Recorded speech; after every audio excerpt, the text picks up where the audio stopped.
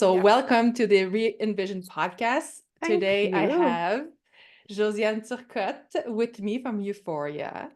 And like I said, there's no topic other than let's talk about what you do for a living. Wow, what I do for a living. I do a lot of things for a living, but I'm always driven by helping other people, mostly women.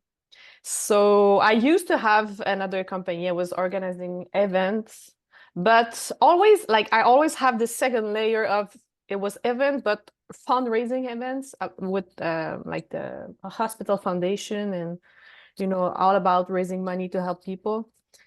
And after 15 years doing that, I felt that I kind of had complete the wheel. So last year for many years I've studied the subconscious. I have my master practitioner level in NLP, and I'm also a master Reiki master. So for many years I've studied this, and then last June, almost a year now, I started Youphoria, which at the beginning it was more like helping people, private coaching, and then I started to launch some programs to accompany women's to help to release emotion, to understand what's going on in their heads, what's this voice, what's all about, what is a mindset, what is a subconscious, because I think that once we know this, we start to analyze more what's going on in our head. We get to understand more who we really are, and then we can make better choices. And lately, I'm a bit transferring all this for entrepreneur, like for people who wants to build their business. So it's all the same topics, but with people who needs to, it's like another level of understanding the mind when you're an entrepreneur. I'm pretty sure you know this, because you have to face new limiting belief or like new ways of thinking. And so lately I'm a bit in this. It's interesting because first I've noticed that, I think that more than just the fact that it's an expense in their business, I think that women in general are not necessarily likely to invest in herself. And when it comes to the business, they do the investment for the business first, and then they're realizing that it has to be nurtured within. It starts with the entrepreneur before the business. It's the human first all the time. So people usually they hire me to help them for the business. I'm not there to help them say or to put strategy to how to sell or stuff like this. But we talk about mindset. We talk about how they feel, what's the next step. But at the end of the day, it's all about them. So that's why I kind of switch a bit, because I think that I attract more of these kind of women because when a woman starts a business, she already she made a bit like a work. Kind of there's a level of pre-work that has been done when she gets there. That's what you mean. Okay. I like to say it's another level of consciousness, but like there's no level better than other. But it's a level of consciousness where I relate more. It's easier to talk to it's easier to find the similarities with me and her. So that's why you have to start something to see what's the best. And then I started with people like in their personal life, but I was attracting more like entrepreneur women. So then I kind of switch a bit. And you're right. A business is 80% the human and 20% strategies.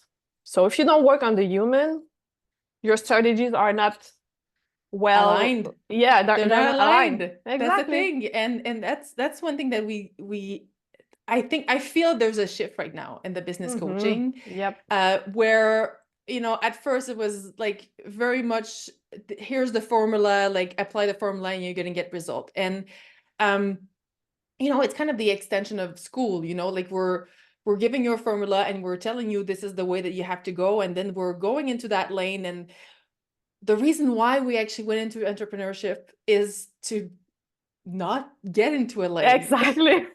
And then we're right back there and we're like, what Yeah. the is going on, like, Yeah. so then we're starting to say, okay, like, hold on a second, like there's something that's not working. I'm leaving my, I left a employment business, like a employment, Yeah. where I was feeling overworked, where it wasn't in line, where like, and I'm reproducing in my business the same patterns. So the problem was not the employee. The problem was my relationship with work.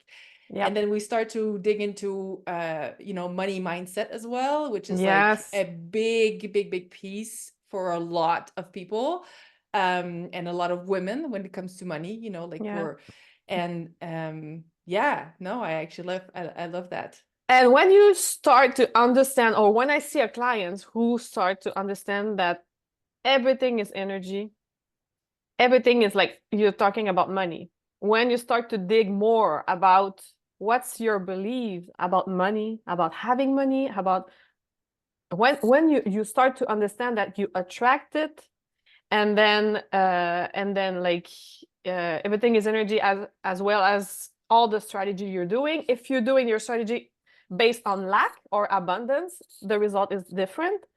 So everything is related to energy. When I say this, it's not about like being too spiritual and like you have to, it's a fact. I mean, it's something that it's proven for a long time that everything is energy. So, and I think that women, I mean, I don't want to categorize everybody in the same, but women are more open to talk about this. And also, you're right about the thing that we leave a place where we work, and then we reproduce kind of the same thing, like as a pattern, because we don't we're not taught to listen to our intuition. And women's, we're so freaking powerful with this.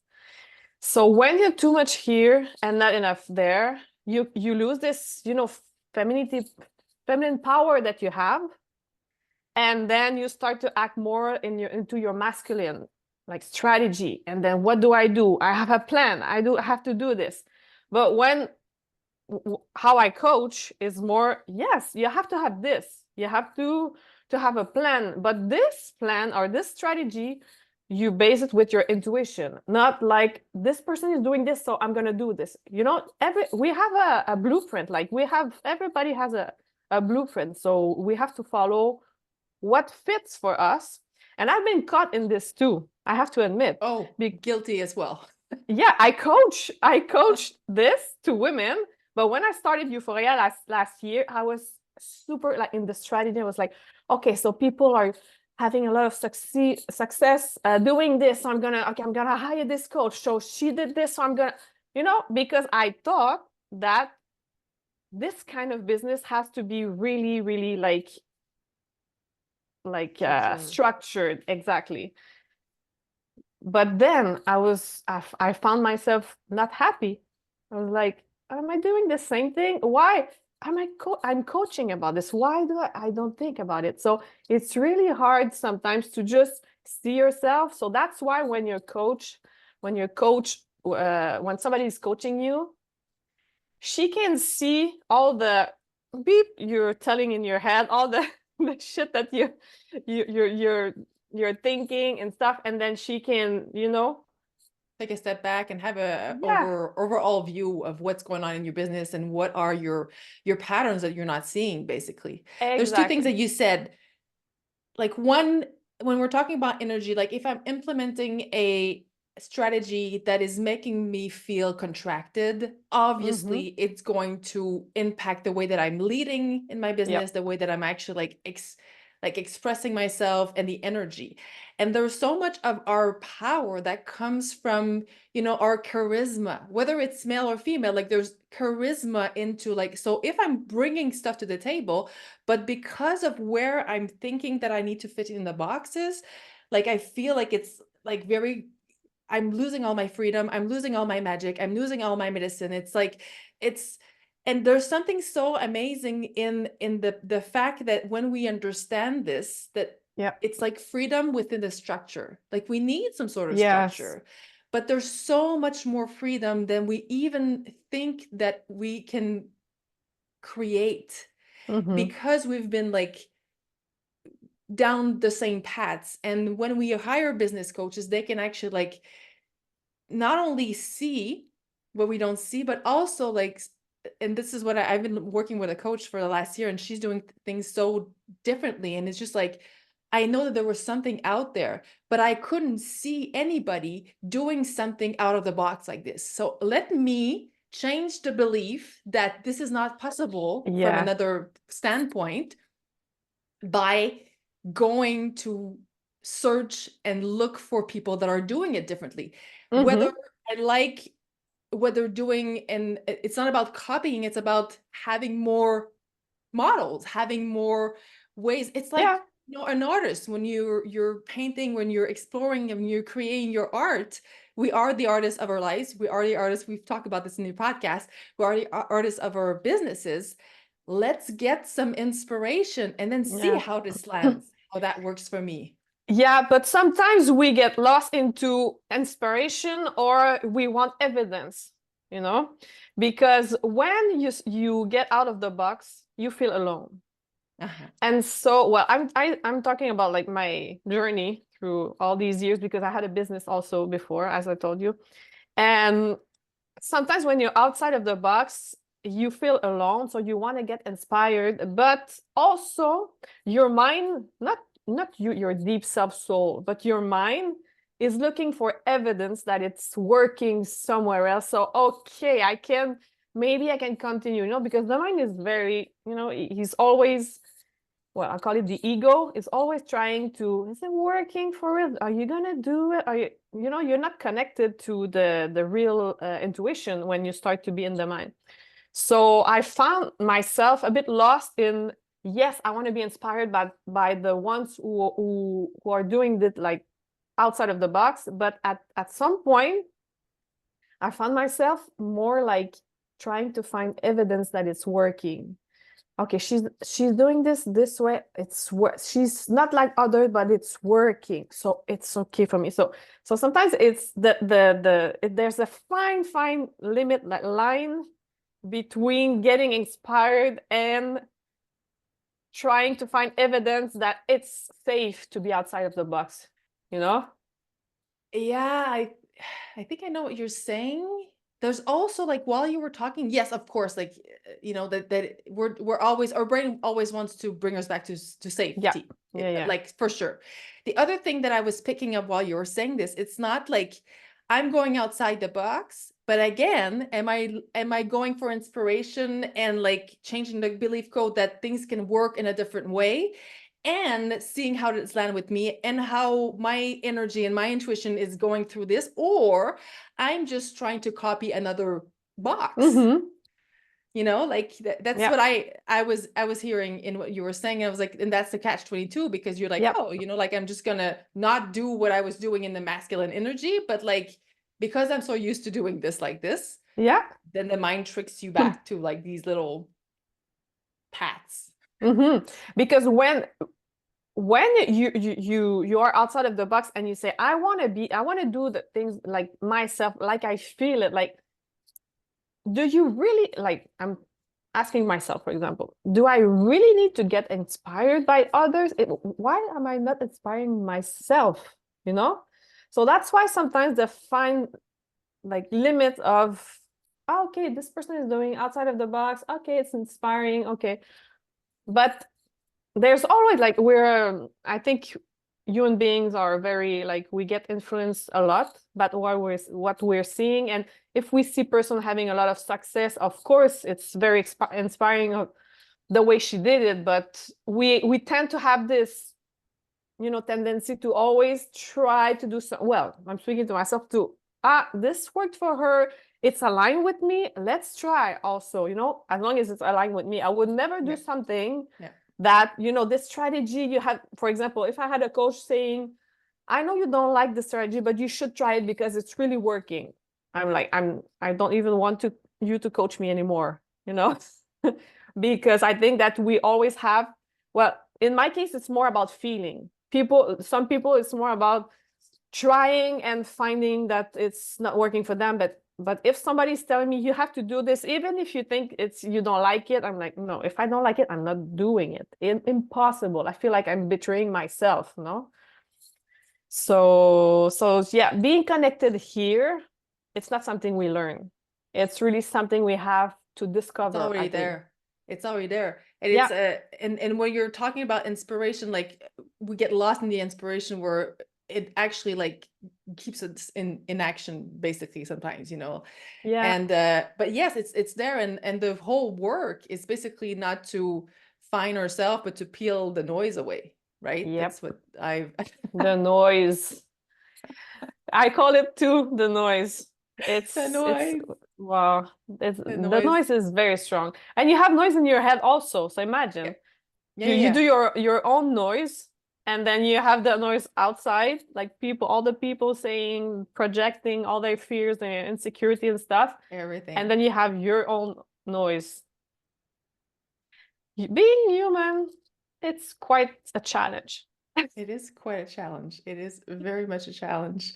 Yeah. It's interesting because before I do podcast episodes, I've been doing this like for a few times, and I have the Mary Magdalene Oracle deck of card, and I actually pull out before the podcast, you know, I pull out a card, and the card that I pulled out for today, I'm not making this up. The card I pull out today is the true human. I am fully human and fully divine. The goal isn't not to transcend the body or to try to suppress the 7 powers of the ego. The point is to bring awareness to the full spectrum of what it means to be human, so we can make choices about our actions. Goosebump. I start to do this, and every single time, like I'm like, this is it's amazing. It's amazing. I just love this, and yeah, I think that it's kind of a struggle, but it's like it's a fun struggle because it always brings us back to ourselves. It always brings us back to who we are. It always brings us back to this wonderful journey. Yeah, you know. And you say it's a fun journey because we make it fun, because we find out that we just have to discover ourselves. Like we have to, you know, who am I? Like who, inside, outside, everything. But people who are here and not having fun, it's because they don't want to believe this, because it's our truth. We share the same truth, but for some other people, it's not the truth. So there's no one truth, but we believe what we think is.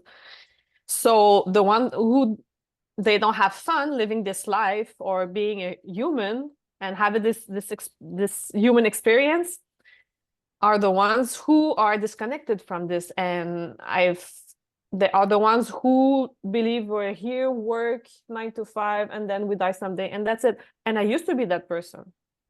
I used to be really that person in my early 20s, more or less, until I started to have conversation with people about God, and I was not a believer, like at all. Like, and when I divorced, I had time for myself. And so I was more like, I was 4 years single. And then I started to, dig about like human soul, God, energy. And then it was a big relief, a big revelation, but also relief. A relief, yes. Yeah, also. And revelation. Actually, you felt free of a burden that you've been carrying that you were not even aware of. Yes, consciously. I felt that everything makes sense now. Everything makes sense. Like where was that code all along? Yeah, I was like, why didn't I get the memo? So the voice in my head is not really me. So there's energy. There's, for me, it changed everything, because now I could, because I like to analyze a lot, but now I could understand the decision I made, why I was so mad with some people, but these were projection. It was not against me, and everything started to click. And then I started to be more like, read. I stopped watching TV, the news, reading novels. It was all about understanding the human. Since 10 years, it's like this. Like all my books that I have in front of me is about subconscious mind, energy, stuff like this. All the things that I'm watching, I choose what I watch on Netflix, for example, or stuff like this.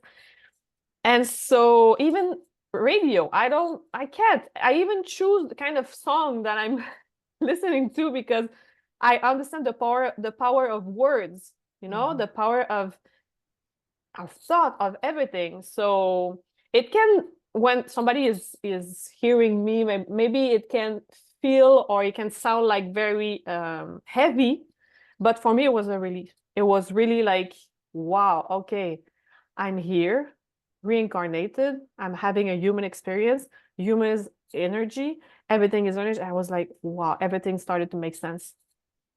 Really.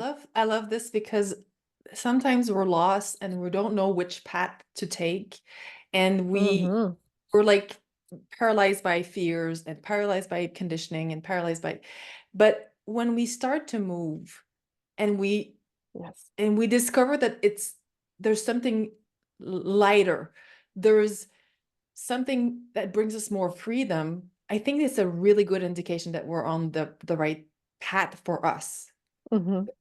For me, it was like so obvious, like that. So every time I'm like not sure about, if this is decision or not, because we have so many talents and we can go like, this is something that's coming up. We can go like, and I can do all the things. Should I do all the things? That's a different story. Is everything for me? That's a different story. Yeah. So yeah, I love this. Yeah. And the nourishment of it's not just the food that we put on our plate. It's not just like the exercise that you do. It's also like, what are you feeding your mind? What are you feeling your soul? What are you like? Who are you hanging with? Who's the people that are supporting you, uplifting you? Like, who are the 5 people that are always with you, like 89% of the time? You're gonna find out how much that is an influence and is life-changing when you're bringing awareness to this. Yep. All the things that surround you, as you said, all the things you watch, you listen, people you hang out with, the food you eat, everything has an influence on you. So why we don't choose? Some people think we're a victim of what's happening. Well, I discovered that there's like 3 stages, the third one I try, but I'm always between the 2 last. Like, life is happening to me, so it's like I'm a victim of what's going on in front. Like, I don't have power to create whatever no control, I want. No sense of agency. Exactly. I'm a victim. I am a victim. Point. I've been there, so I know what is this phase. And then there's the second one is like, life is happening for me. So I can learn from what's going on in front of me, the experience that I have, and But the third one is, life is happening from me. I attract stuff. When I understand how energy works, that you have frequency everywhere, that you're emitting frequency, and the same frequency, they attract themselves, you start to be more conscious about all your choice, all the things that you do, because life is happening from you.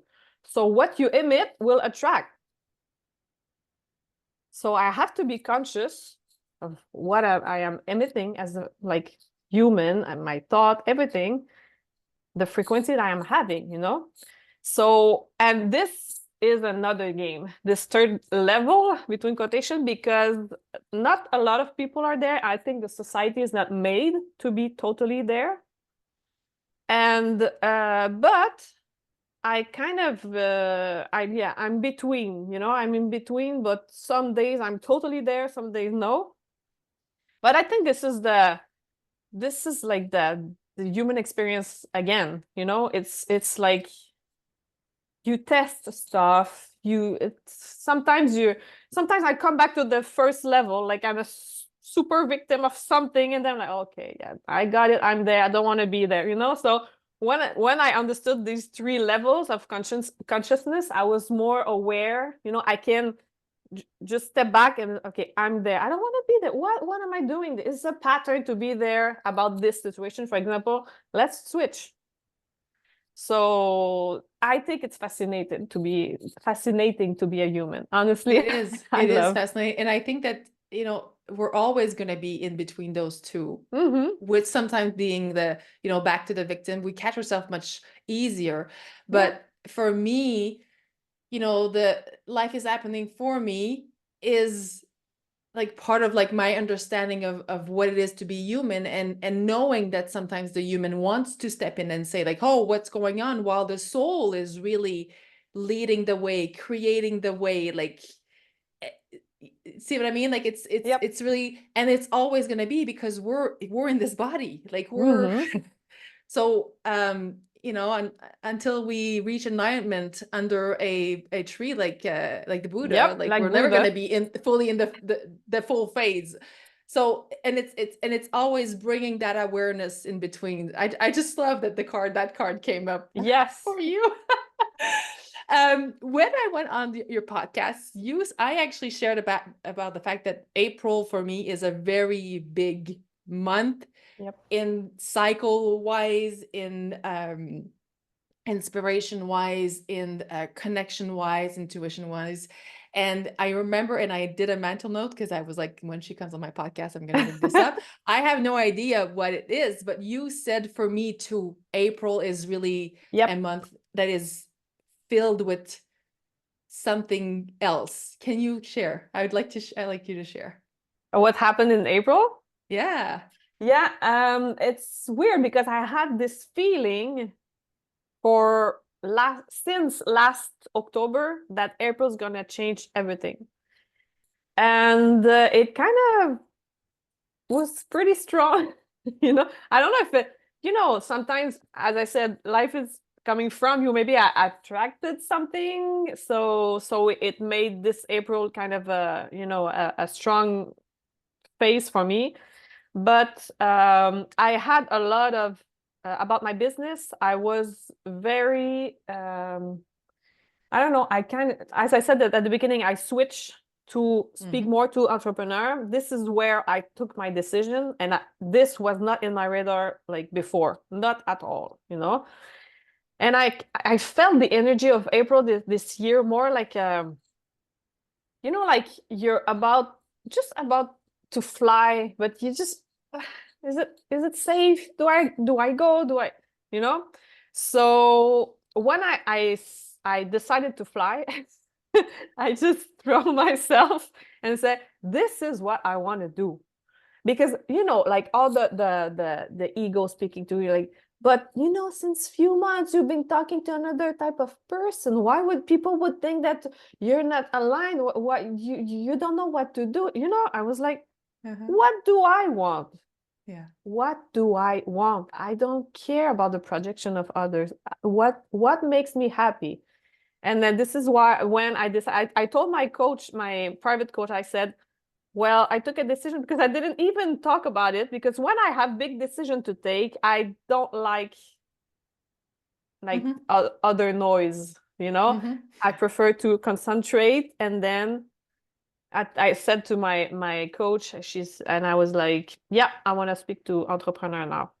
And she said, I was surprised, because usually maybe like coach, they are, okay, but it's a big decision, you have to. She was like, if it's what you feel, go for it. I'm like, good. So I started to switch this. Also, I cannot talk about it, but I have a big project coming.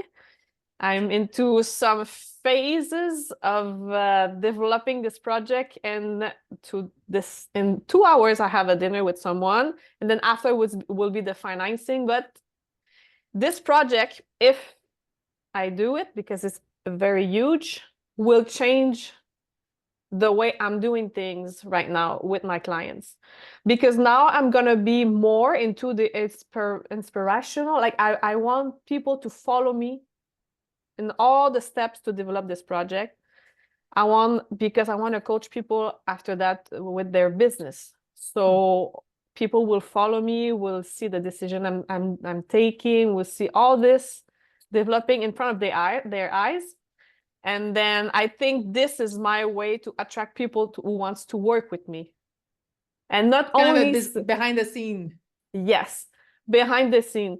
So it's not, okay, in business, you have to do this. And then the mindset in the business, no, it's more, look what I'm doing. If you like it, if you like the way I'm doing stuff and you like the way I am in business, I can help you. It's a match. We can work together.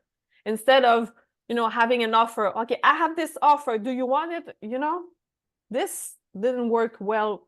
I didn't feel it. I reproduce what others were doing. And I felt in April, I was like, this is not me. So April was like a big, big shift. And now it's coming to fruition.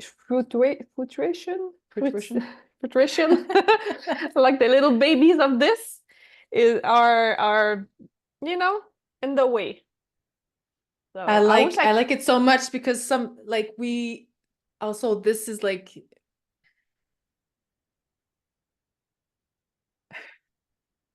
I always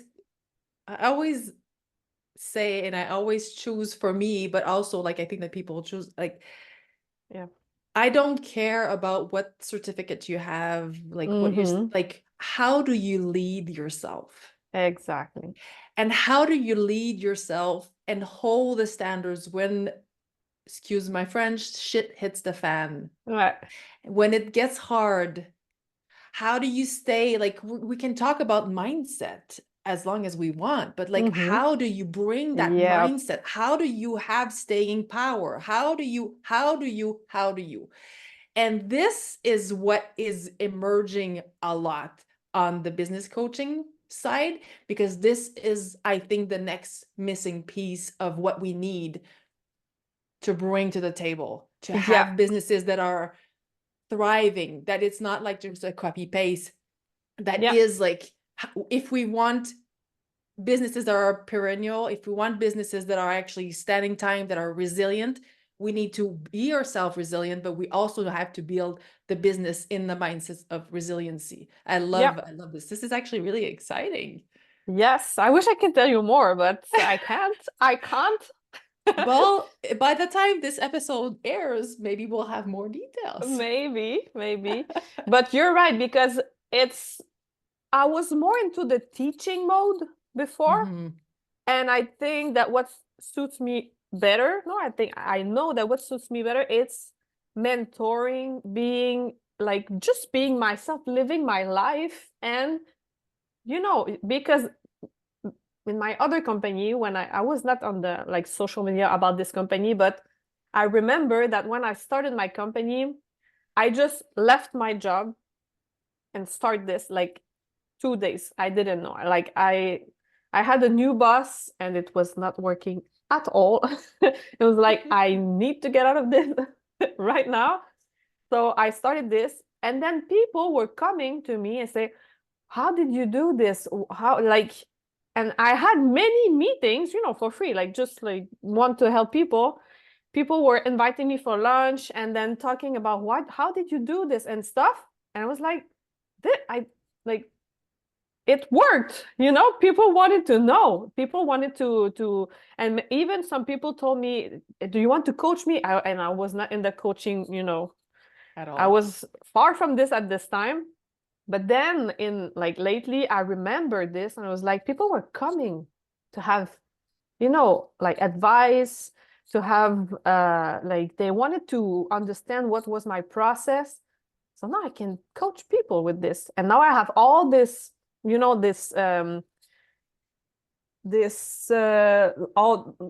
because I've studied the mindset, the subconscious, I have a lot of more information to share, because I know which are the steps. Yeah, you can do this and this and this, but you're human. How is your human about this? How, what are your limiting beliefs? Some people don't even know what are limiting beliefs.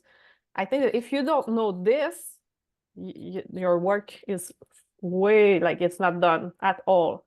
You need to understand, like, well, I think you need to understand how the mind is working so you can work with it and not against it, you know? So yeah, it's a journey. It's a journey, which is the name of your podcast, yeah, Journey. Exactly. And it's interesting because I was listening to something this morning and in German, and you evolve in different languages as well. So I'm a French Canadian. I'm from Montreal, so I'm French Canadian, and I've learned English when I was younger. I learned Spanish when I got to CEGEP. And then, like when I met my husband 10, 14, 15 years ago, I started to learn German. And now that I'm here, like I'm really like amping up on my German so I can really provide the services in German. And we did touch on this a little bit on your podcast, but not so much on your side. Like how are you evolving with those languages? Because you're also French Canadian, you do speak English. Your husband is from Panama, so you actually speak Spanish fluently. And Spanish. there's two questions linked to this. Like, how do you see like this coaching or this business within that, like your life within those expensive ways of like reaching more in a world where languages is a lot of the time a barrier? And how does it influence your way of thinking? Because I find that people that speak like more than one language, there's a commonality that is coming up all the time when it has to do with like empathy, when it has to do with how much it opens up to seeing the world in different perspectives. I love your question. I love it because I love that you love my question. Because I remember vividly, because I don't have a lot of memories from I mean, I had a nice childhood, like no big trauma, like, but I don't have a lot of memories. But I remember vividly the first time I saw on TV, it was Sonia Benezra. I don't know if you remember her. She was interviewing, she had a show and she was interviewing people. And in front of my eyes and my ears, I saw her switch to English, Spanish, French, Italian. And I swear I was blown away. I was like, I want to be like her. And this planted in my mind and it never left. It was like, this was the most impressive thing I have seen at a young age, like 10 or 11 years old. And then this is what I did. When I wanted to be fluent in 3 languages. I didn't know the third one, but I learned after that Spanish would be pretty like obvious for all the I mean, it's a language that a lot of people in the world speak. So I think it would help me. And so when I was 18, I just stopped going to the CEGEP. And then I was like, I'm going to study in Mexico. I sold everything I had. And at this time, nobody was going, even in like my friend, they didn't even go travel outside the country. It was like in 1997. Like still the plane tickets with paper and like different sheet. At that time that you could actually give your ticket to somebody else for them to take the plane. Because there was no name on them. Yeah, exactly. It was not that, it wasn't like today. So it was a huge thing because first of all, internet was just released. So I was communicating with them, the university there, and so I went there. I was like, that's it. I want to speak Spanish. And then when I came back, I didn't know, but it's easy for me to learn a new language. So I came back after 6 months. I was fluent in Spanish, but then after I couldn't practice it. So my whole life, like just songs. And when I was going to Cuba or, but it always stayed. And thank God, because when I met my husband, my now husband 3 years ago, it was like he speaks English, but not that much. So it was our common, language. Yeah. And that for my business, you said that language is a barrier. Yes, but for some me, people, for a lot of people. For me, it's not, but yes, for a lot of people, it's like, yes. Because I always, like all my books are in English. Everything is in English. I think that my mind speaks English all the time. Like I learn easily in English. I think it's easier to express myself in English. I mean, the words, sometimes French, they don't have the power, of, I want to say something, and in English it's powerful, but in French it's like, and but to speak 3 languages in my home, because I have a 14-year-old daughter who speaks English but not Spanish yet. So to have my husband and her and me mixing the 3 languages in my house, it's like my dream, I swear. It's like the Sonia Benezra show in my house. She's like, I did it. I did it completely in my house. I love it. And my husband, he loves it also. And also my kids, she's like, wow, I'm going to speak 3 languages soon, Yeah. And for my business, I see it more like, I didn't go this way yet because I started, it's been a year more or less. But I see myself doing conferences in the 3 languages. When I go to Panama, where my husband is from, I have a place. It's, like a wellness center, because my friends there, she has this meditation, and I do Reiki there also. And so I can give Reiki course, because I'm a master, so I can give Reiki course in Spanish, in English there. So I see myself doing conferences in 3 languages. I swear, I wish that one day, I can do this in my house, but I love to switch the 3 language, like in the same sentences. I love to switch, because my brain is wired in a way that everything makes sense when I speak 3 languages. I don't know why.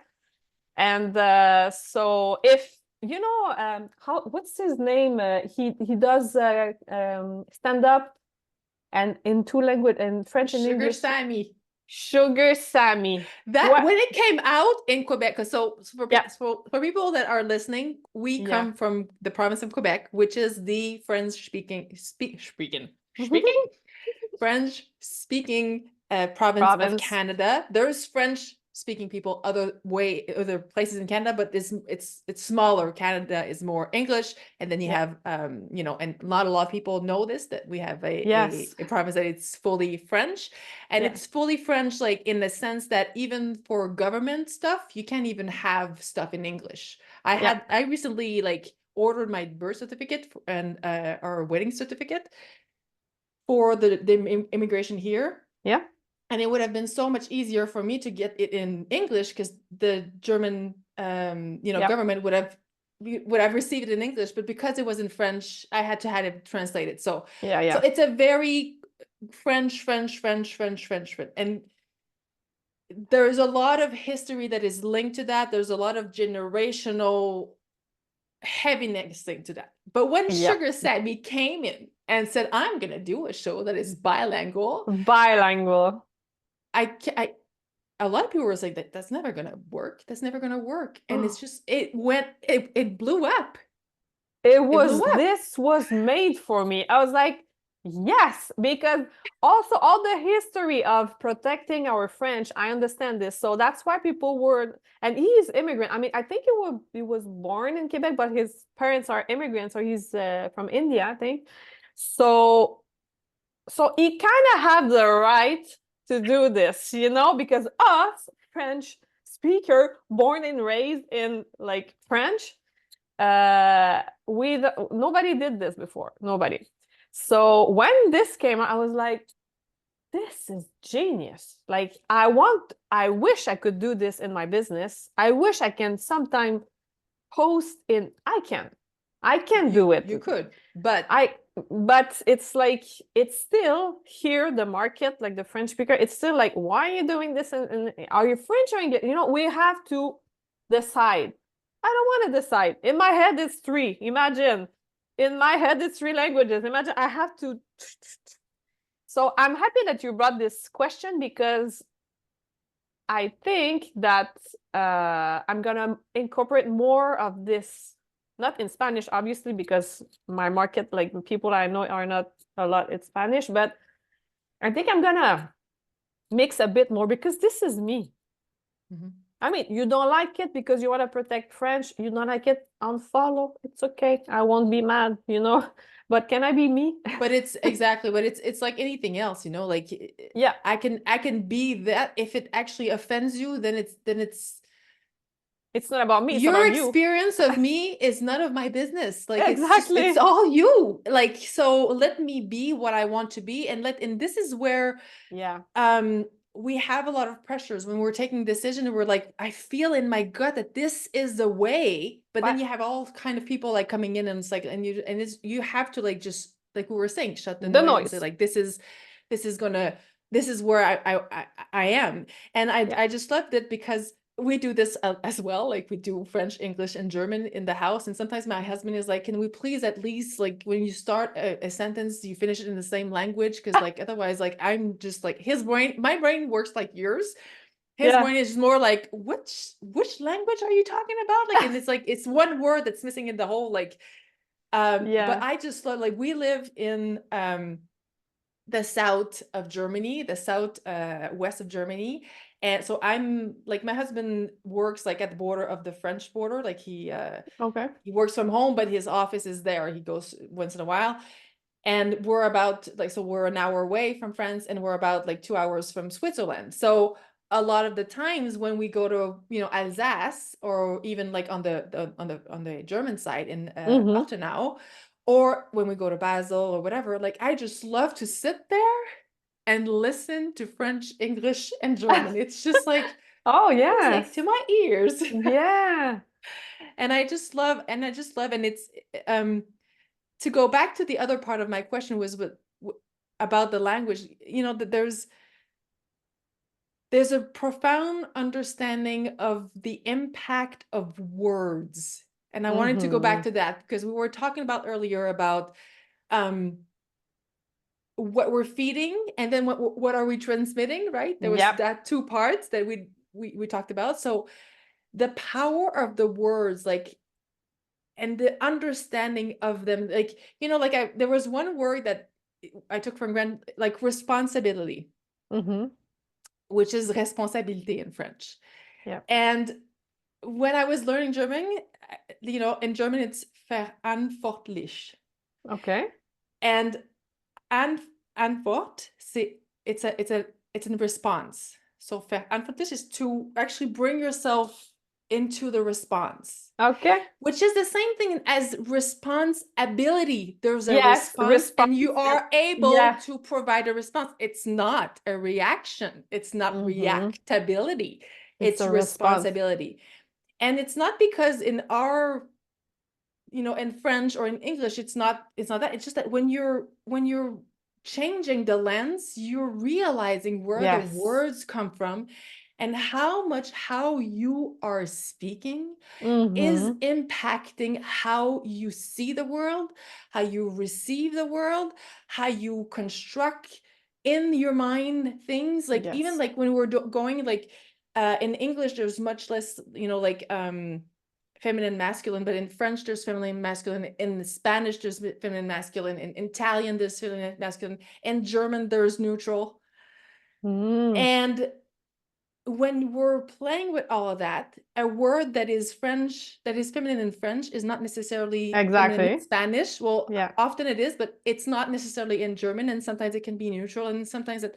So even the studies, I don't know if you've read this, but even the studies where we're looking at how people see certain, like, things, has to do with, like, if it's feminine or masculine. Wow. Yes, totally true.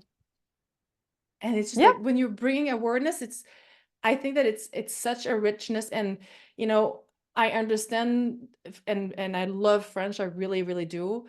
My decision to switch to English has nothing to do with the fact that, it's just, it makes sense. I live in Germany and international online. I find that it's very hurtful, and it's very constraining, the fact that we think that to protect French, in Quebec, we need to kick out all the other languages. Yeah. And I think it's impossible because like for all the, I mean, yeah, I think it's now going to an extreme.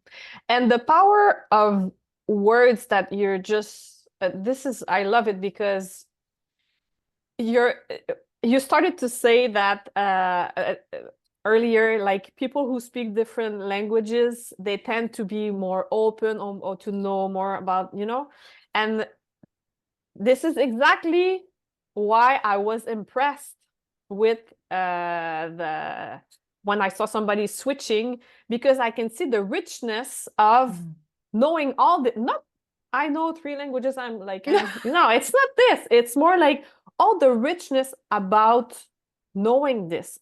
And because when you start to learn another language, you start to understand, you want to know about the culture, you're more open about everything. So what you just said about the words is, for example, responsibility. I don't know any of German other than ich liebe dich. That's it. It's all you need. Yes, it's a very positive it's a positive word. But about responsibility, we say in French, responsabilité, it's like a whole word, But responsibility, when you start to analyze, like it's a response. It's the ability of response. It's not reacting. And when you know in other languages, as you said, you start to understand your own languages even more. Yes. The deepness of it. You start to, for example, in Spanish, give birth. In French, it's almost the same, give birth, donner naissance. But in Spanish, it's dar luz, give light. When my husband, because I didn't know this word, when he told me this, I was like, that is so profound. Give light, because it's light. Yeah, because it's basically this, when a woman this is a miracle happening there, and we forget that it's a miracle because we're all here, and we're like, we don't think we're lucky because everybody's here, and but it's a miracle what's happening. Yeah. When all the odds that you being here, like all the statistics that you have really less chance to be here than to not be here than to be here. So dar luz is like give light. I was like, and then I started to this, like the process of having a child, it made me think about not only give birth, but there's something more profound, So the meaning profound of it. Meaning of it. Exactly. So learning another language helps you to understand more yours and understand the culture, and also understand more the power of each word that you're using, like this, like in person, but also in your head. That's why mantras are so powerful if you use it well. Mantras are like when you repeat and you feel, not only repeat, when you feel the mantras, and when you choose a good mantra for you, not, oh, this one's working, like you can create your own mantras. I have mantras when I wake up every morning. Lately, it's like this day's going, like something incredible will happen today, incredible in a good way, because when I feel it, it's like, so when I start my morning saying, this is going to be an incredible day, I don't even need my coffee to feel better, I already feel better. So the words, the frequency of the words, the emotion you feel when you say those words can change, can shift your energy, can shift your mind if you know how to use it. And we're created to influence, like we can change everything we want in our mind. So we are created to create we are made to create our reality. So when you use the right tools, as words, there are tools to change your reality. When you know how to use it, it's super powerful. So imagine when you know 3 languages, 4 languages, and you can use them. It's like you have a lot of tools, you know? Of tools. There's something that is coming in the background, and I just really want to bring it to our awareness. Every time that when we're talking about intuition, it's kind of like a word or whatever, but like, I think that embodiment that is the word that needs to come forward right now, because whether we're finding strategies for our business that like we're talking about earlier, whether we are, making choices, whether we are like, how does it feel, not in our mind, but like, how do we embody them? How am I using the word? Like, I could actually say, today's going to be a great day.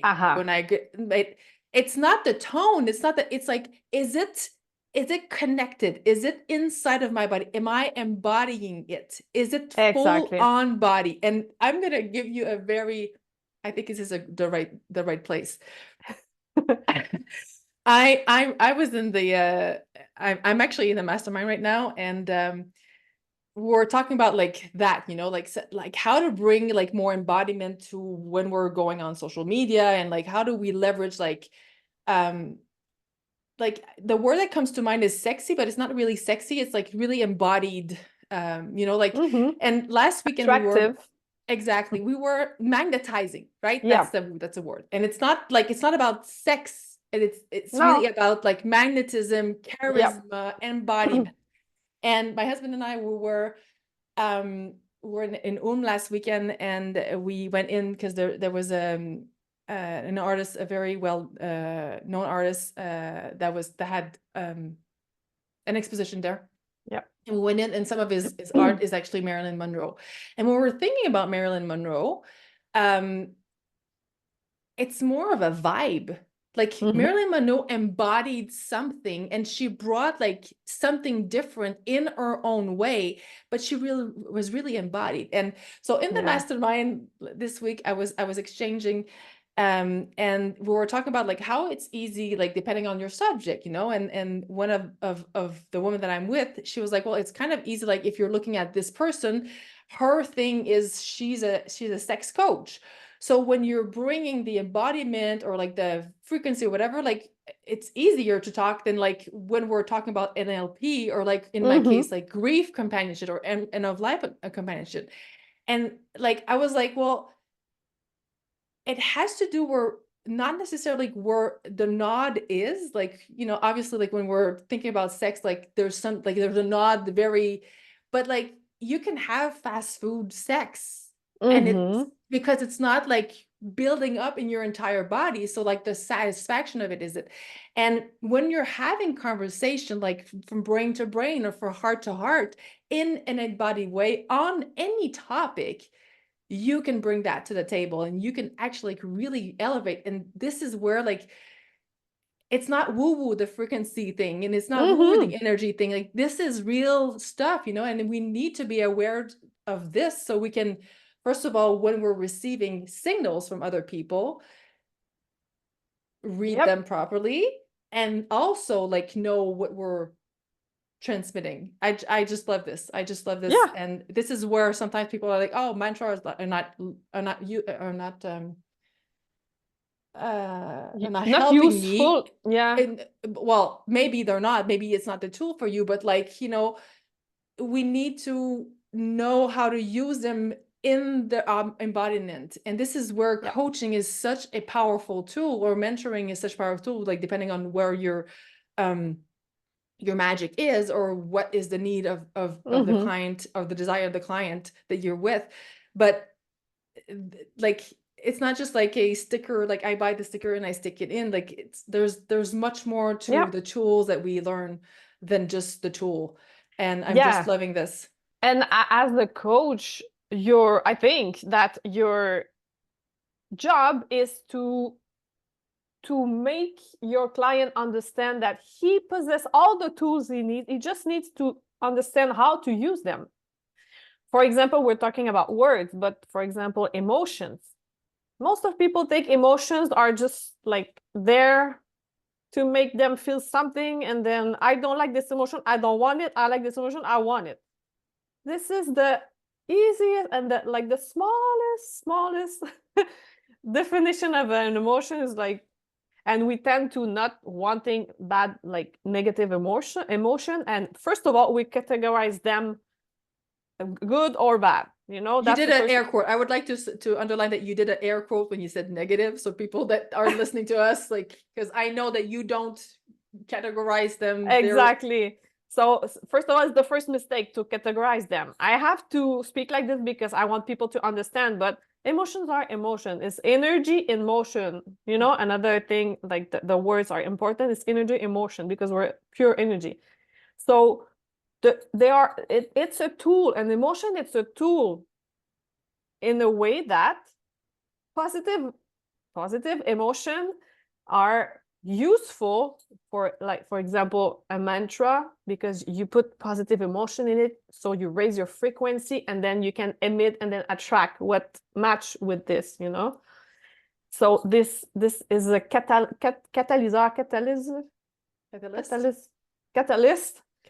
for to attract, to manifest quicker. Yes. And bad emotion, the ones that you don't like to feel, they're just there to show you that there's something you need to work on. So of course, if you don't want negative emotion, you're not gonna learn. You're gonna all the time come back to the same point, you know. So this tool, the emotion, not those tools, bad and good. No, the tool, the emotion, because this is a gift that we have, that human can feel this, because we're wired to use this tool, but we don't know how. So this is very powerful. When I started to coach people about this and to see emotion in a different way, they understand that when they feel the emotion in a bad way, it's just, I don't want, I push it, I don't want, let's open Netflix, let's have a drink, you can do whatever you want, it's okay. But now you know that whatever you choose, you have, when you know how to use the emotion and what is the purpose of the emotion, now every time you choose to reject the emotion that you have because you don't like how you feel, now consciously that you're making a choice of not evolving. It's okay. Someday I'm like, I don't want nothing today. I don't want to learn. I don't give a boop. Today I just want to be simple human that reject this emotion because I don't feel like it. It's okay. But I know it's going to come back, So all these tools that we have, I think as a coach, is our job, first of all, to use, like, if you know how to use it, not only teach, but you preach by example also. So the power of words, the emotion, how do you feel, the voice in your head, the noise around you, the noise that we're talking since the beginning. When some people project their insecurities on you, when you start to listen to these as projection, not because you're not worthy, because now you understand that this belongs to this person. It's not me. If you choose that this is gonna affect you, well, it's up to you. It's not the person's problem. It's your problem. You have to address the thing within yourself. That's usually a hard pill to swallow. It's a hard pill to swallow, but if the pill is hard, it's because there's a big thing to shift there. There's a big message there, and everything. I don't know if the listeners are feeling this, or the people that are watching this. Naming stuff, yes, brings them somewhere else outside of us. So yes. Not that we push them away and say, like, I don't see it, I don't want to see it. It actually creates space between whatever is going on in yourself, so you can see clearly. And this is where wielding those tools, wielding those messages, and like, it's kind of like, it's very much like magic, but Yeah. it's like in the magic that we have been thought that it doesn't exist, but it Yeah. actually is. Like, this is like, visually, I always like feel like it's like, okay, like, what is this ball of whatever, you know, like that is inside, and how am I like, so creating space so we really detach ourselves from the tyrant in narrative. our head, the Yeah. narrative, the emotions, because they're not, we're not that, that's not us. We can Yep. actually like change, and messengers are very important in our growth. Of course, there's days that we're like, okay, no, not today, just come back tomorrow. Yeah. And it's fine. But as much as we're keeping they're there because they have a message, and we need to at some point sit down and say, okay, like, this is, what do you have to tell me, you know? Yeah. Okay, now I'm What's gonna. going I'm on? really. But what you said about creating the space is, it's like, in other words, you bring yourself back in the present moment. This is the creating a space between what's happening. I know for some people, because when I coach people and I talk about this, they're like, how do I create? What do you mean? Like, I have to get outside of my body? What the hell? You know? No, it's not about this, but it's something you need to practice, because it's not, to me, it was easy to to bring in my life this practice, because when I feel something, when my mind is going like in places that I don't feel good, you know, and when I just, whoa, what's going on? It's like I'm the watcher of my life. I start to watch what's going on, because when my mind is everywhere, it's not in the present. It's future, past, like, it's not in the present. So when I come back here now, I put this distance that you're saying, all the answers are between what's happening and me. So I even visualize this. And so after, when I come back in, I'm more like, okay, now I understand, like, I see more like above the forest, and not only like the trees in front of my face, you know. So I have another perspective. So it helped me to understand the problem or the situation, and not being caught in all the emotion that put a veil in front of me, so I don't understand what's going on, and I take bad decision because, you know. So You're I just, reacting and not yeah, responsive. exactly what we said. And the super famous book, The Power of Now, which like a lot of people read, but they don't understand sometimes the deep meaning.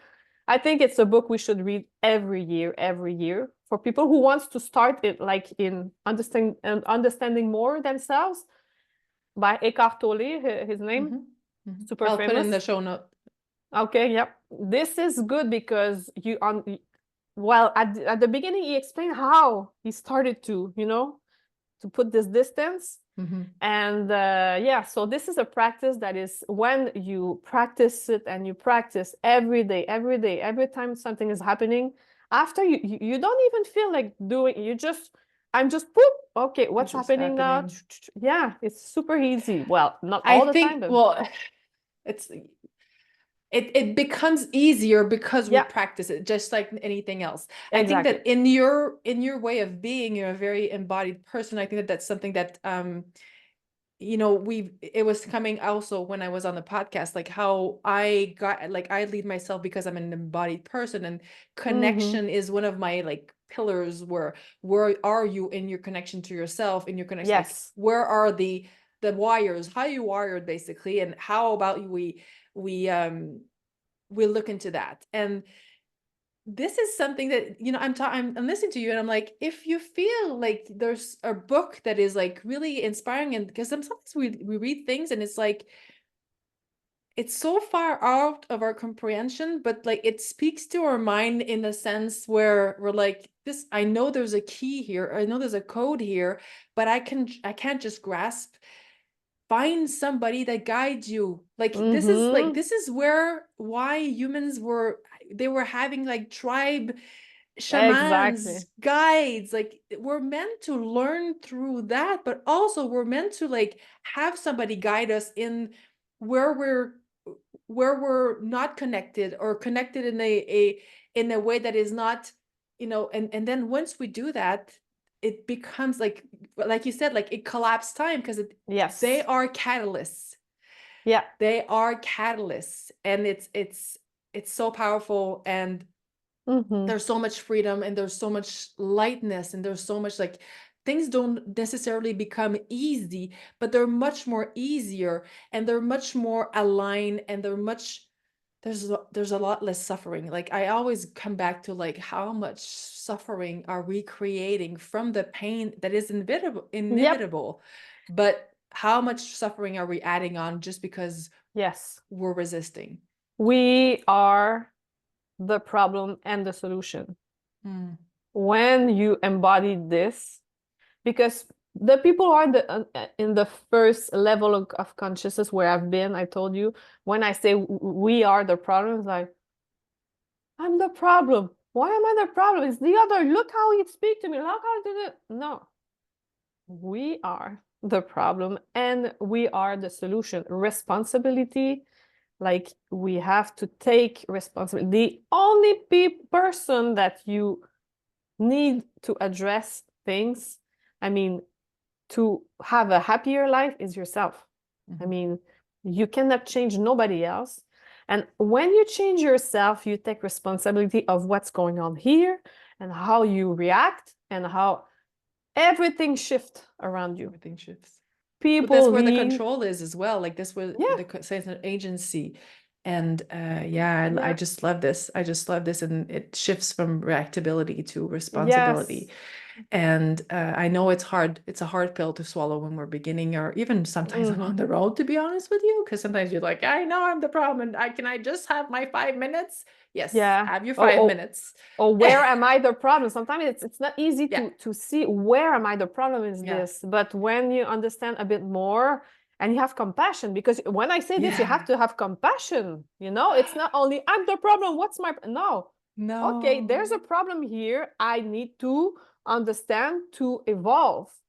Do I have enough love for myself to just accept this? Forgive me. It's okay. I can have a problem. I'm a good human even if I have a problem. And then grow with love, not with judgment or in myself, not, like loving yourself, because we made it, I think. We made it in a society that if I love myself, I'm selfish. The ego is big, like, can we calm down, please? Just but it's a basic way of being, to the return to love, and the return to compassion, and the return to self-worth. And it's the only way that we can stop the narrative, like you're saying. It's only then that we can say like, oh, hold on a second, like I didn't know better. Now I know. What do I do now? What do I choose going forward? And this is where, when we're talking about the two levels, and it actually is weird in my head, in my mouth, because it's not about like level, like it's more than another. It's about expansion, right? Like it's about like in every direction. And this is where we're like, okay, like I didn't know better. I wasn't guided. I'm not going to blame other people. I have agency. This is my life. I'm taking back the control. I'm actually like looking inside, and I'm doing the work, and I'm evolving. And it brings so much more when we switch that. This is very simple. But when we switch that, it's a code that unlocks everything. Because you are here now because you've been there before. Like to understand the light, you need to understand the dark. Absolutely. I mean, we live in duality all the time. So, like, don't blame yourself for not being already there if you didn't know what No, exactly. So it's when and I think love is like the biggest, like, it's the background of everything. It's the highest frequency anyway. So when you do everything out of love, it's okay to be the problem. I mean, I can accept to have a problem when everything is out of love. And it's okay. Like, I mean, just give yourself a bit of grace, and it's so much like life is, it's not heavy when you love yourself, when you have compassion towards yourself. When I do Reiki session with clients, this is the main like the theme. Yeah. People don't have compassion for themselves. They have a lot for others. People can make mistakes, but then never. Start with yourself, and then it will be way easier after. Josiane, I think we can talk a lot. Yes. I am going to close this because finishing with love is always a good finish. I wanted to thank you so much for coming, for sharing, for being, for loving, for bringing light in every way in your life and in the life of others. I'm very excited to see where your new projects, if you choose to do them, will bring you. And I will leave all in the show notes where to find you. And I have a feeling this is not the last time we talk. Thank you for having me. So listeners, I love you. I see you. I feel you. Take care.